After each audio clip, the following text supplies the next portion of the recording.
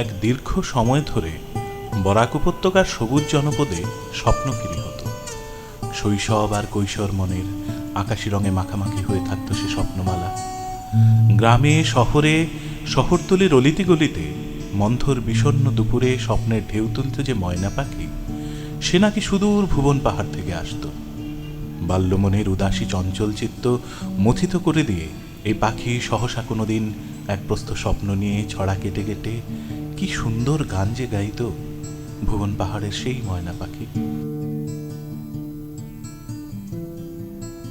ভুবন পাহাড় কত দূর, আর সে পাহাড়ের কোন গহন অঞ্চল থেকে স্বপ্ন পেড়ে নিয়ে আসা হতো, কিভাবে পাখিটি সেখানে থাকত, কষ্ট করে স্বপ্ন সংগ্রহ করত, সে নিয়ে এই জনপদের স্বপ্নরঙিন মনে কোনো জল্পনা ছিল না। বাবা যখন অফিসে, মা যখন রান্না বা গৃহকর্মে ভয়ানক ব্যস্ত, বাড়ির বড়রা যখন অন্যত্র, সেরকমই কোনো এক স্বপ্নমেদুর মুহূর্তে পাড়ারই কোনো সুগভীর বাগ থেকে ভেসে আসা ফেরিওয়ালা পাখির লক্ষ্মীমন্ত কলকণ্ঠ শুনে মন ব্যাকুল হয়ে উঠত। পরনে ইজের কিংবা ঢিলে পাতলুন বাচ্চার দল যে যেমন অবস্থায় আছে সে অবস্থাতেই ছুটে বেরিয়ে আসত। আর সেই অধীর প্রতীক্ষা, কখন কাছে এসে ময়না পাখি তার ঝুলি থেকে গোছা গোছা স্বপ্ন চোখের সামনে মেলে ধরবে। ও রাজা বাবু আও, রাজা বেটি আও, তাড়াতাড়ি আও বাপের বাপ। কয়েক যুগ ধরে স্বপ্ন ফিরি করে বেড়ানো সেই পাখির বয়স ছিল একটাই, কোনো যুগের আরম্ভে যে বয়স বাড়েও না কমেও না। এই শ্যামল জনপদের 5 থেকে 55 সকলের মনেই ভেসে বেড়ায় সেই অম্লান চিরন্তন অভিব্যক্তি। এখানে থাকি 12 মাস, শিলচর, মাঝে মাঝে করিমগঞ্জ যাই, হাইলাকান্দি যাই। ওই জন্যে ওই 2-3 দিন থাকি, বিক্রিটা ভালো। ও বুড়া বাবু আও, বুড়ি মাই আও, তাড়াতাড়ি আও বাপের বাপ। ওই তো এখান থেকে যাইব, যেদিকে যাওয়ার ইয়া আছে সেদিকে যাইব। আমি ঘরে থাকি না। ও দাঁত ভাঙা বুড়া, খায়ে কড়াই মুড়া বাপের বাপ। দাঁত ভাঙা বুড়ি, খায়ে কড়াই মুড়ি বাপের বাপ। ও বুড়া বাবু আও, বুড়ি মাই আও, তাড়াতাড়ি আও বাপের বাপ।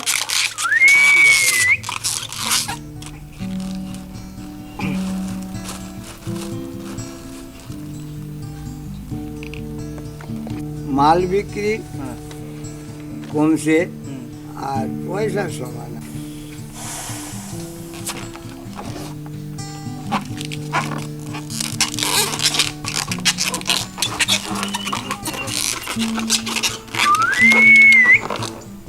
এটা ছিল 4 আনা, এটা ছিল 10 পয়সা।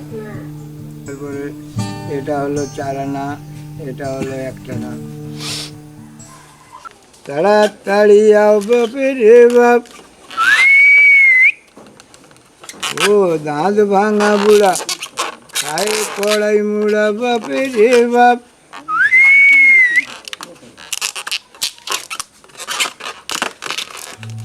বাচ্চাদের উৎসব এখন বহুত আছে, বাচ্চা সব জায়গার বাচ্চা তো সমান না।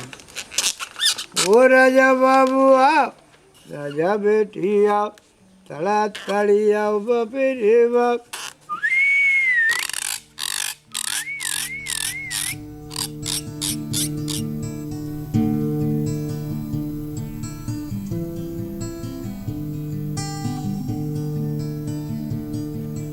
ওই জন্যে কোনো দিকে ভালো বিক্রি হয়, দৌড় দিয়ে আইব।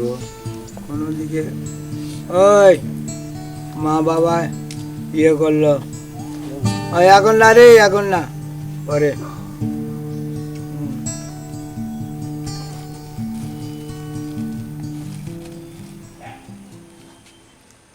খালি ভুবন পাহাড়ের ময়না বাপের বাপ।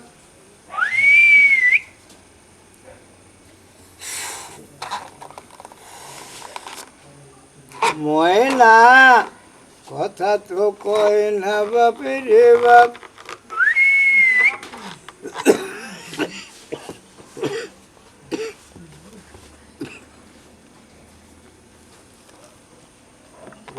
রাজা বাবু আও, রাজা বেটি আও, তাড়াতাড়ি আও বাপে রে বাপ।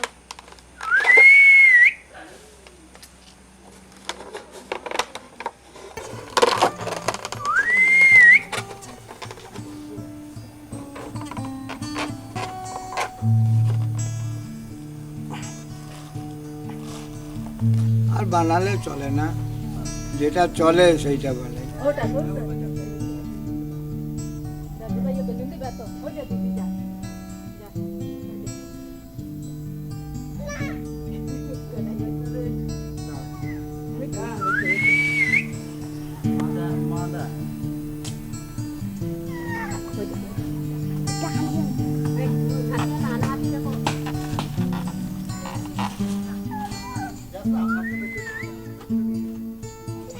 আজ যদি কেউ তাকে দেখে করিমগঞ্জে, কাল তবে তাকে দেখা যেতে পারে হাইলাকান্দি বা শিলচরে।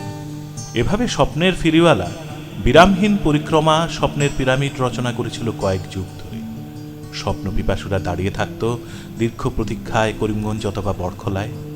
এখনো দাঁড়িয়ে থাকে, দাঁড়িয়ে আছে। কিন্তু আমি তাদের কথা তো কানও দিই না।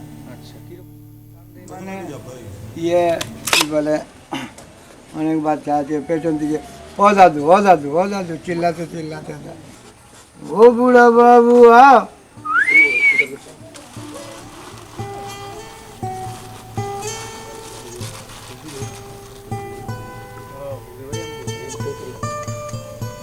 ও বুড়া বাবু আও,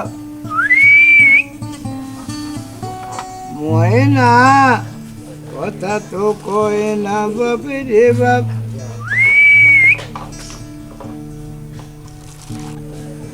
এইটুকু দুঃখ যে বাড়ি ছেড়ে আইসি আর যাই একটা কথার ওপর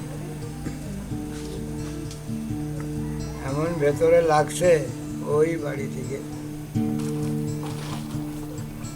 ও রাজা বাবু আও, তাড়াতাড়ি আও বাপে রে বাপ।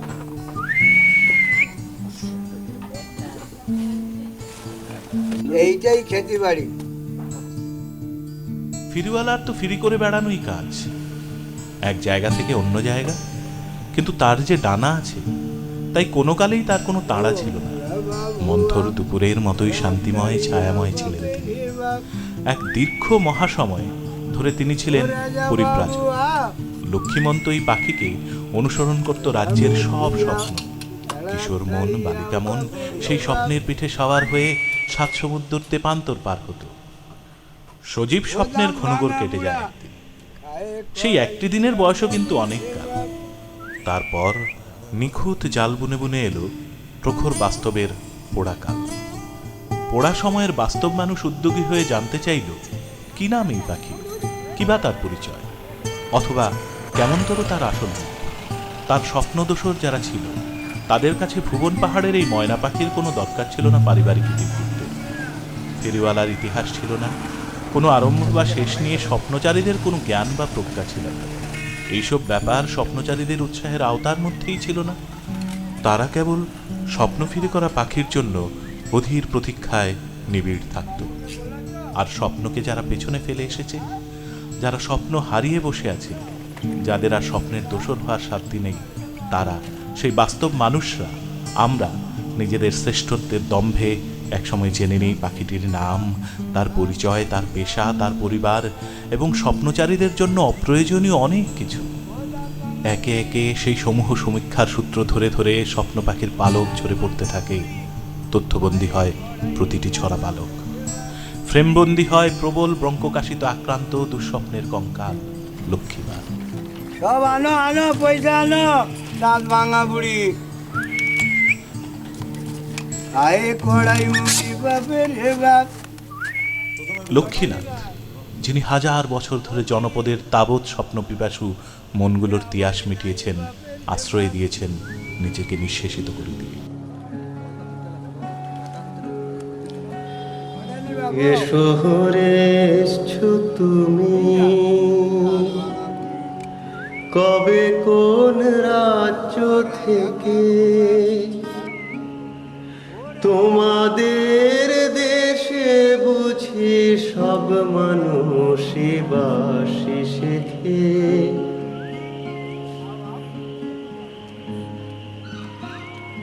এ শহরে এসছো তুমি কবে কোন রাজ্য থেকে? তোমাদের দেশে বুঝি সব মানুষই বাসি শেখে। আমাদের স্কুল কলেজে শেখে লোকে লেখা পড়া। আমাদের স্কুল কলেজে শেখে লোকে লেখা পড়া। প্রাণে গান নাই মেছে তাই রবি ঠাকুর মূর্তি গড়া। তোমার ওই দেহাতি গান, তোমার ওই দেহাতি গান দোলে যখন বাঁশির মুখে। আমাদের নকল ভণ্ড কৃষ্টি চালায় ভরাত বুকে। বুকে আর গলায় আমার গেও সুর ভেসে বেড়ায় শহুরে হাওয়ায়।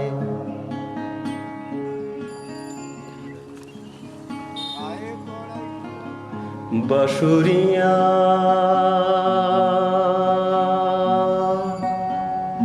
বাঁশুরিয়া বাজাও বাঁশি দেখি না তোমায়।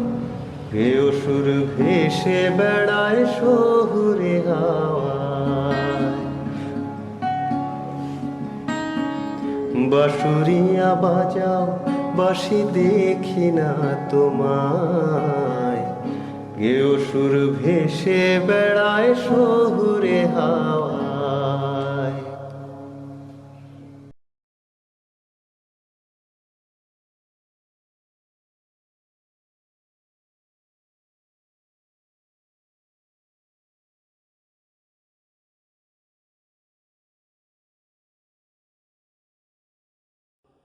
ময়না কথা তো কয় না বাপে রে বাপ।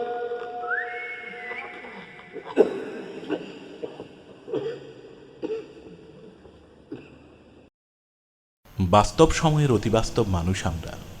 পালক ছড়া পাখির বাস্তব অবস্থায় আহত হয়ে ভাবি স্বপ্ন বিদূষকের এ যে কত বড় আত্মত্যাগ, কত বড় মহানতা। আর এইসব সমূহ বোকা বাস্তবতার অন্তঃসলীলায় বইতে থাকে আমাদের স্বপ্নচারী মন। এক এক করে পাখির স্খলিত পালক সংগ্রহ করে নির্মাণ করতে চায় ফেলে আসা স্বপ্নের প্রাসাদ। হারিয়ে ফেলতে চায় যাবতীয় পরিধি আর পরিচয়। আত্মত্যাগ ও মহানতার যাবতীয় আরোপিত অসত্যকে মুছে ফেলতে চায়। আর একটি বারের জন্য, শুধু একটি বারের জন্য প্রাণপণে স্বপ্নচারীর সংস্কৃতিতে উদ্ভাসিত হতে চায়। খালি ভুবন পাহাড়ের ময়না বাপে রে বাপ। ময়না কথা তো কয় না বাপে রে বাপ। খালি ভুবন পাহাড়ের ময়না বাপে রে বাপ। ও রাজা বাবুয়া তাড়াতাড়ি আও বাপে রে বাপ।